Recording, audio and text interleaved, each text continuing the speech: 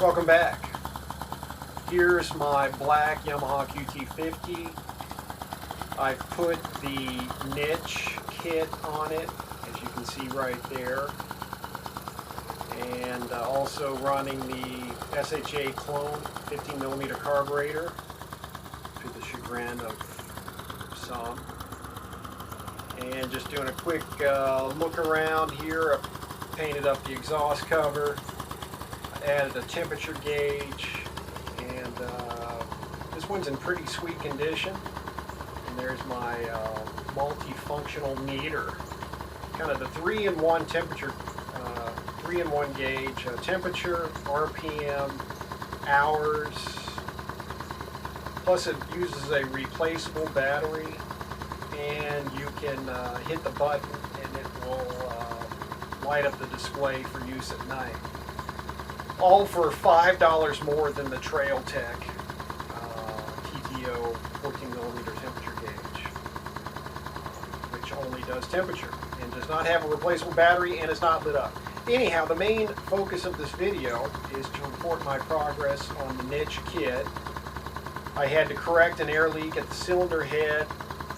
I put in a left side crankshaft bearing seal. I got to do the right side. I put in the offset flywheel key to retard the timing 2.5 degrees. And now I'm doing some heat cycles.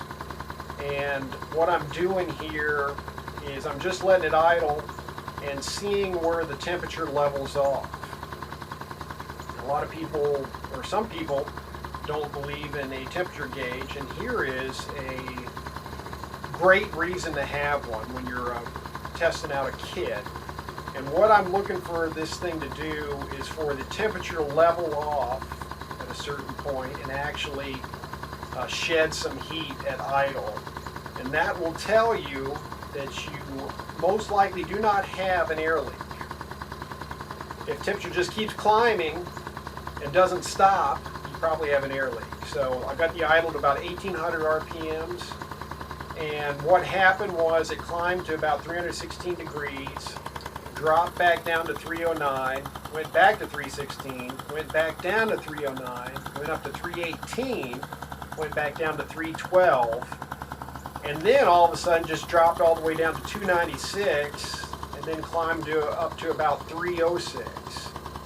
So actually that's pretty encouraging that the temperature leveled off with the kit at idle.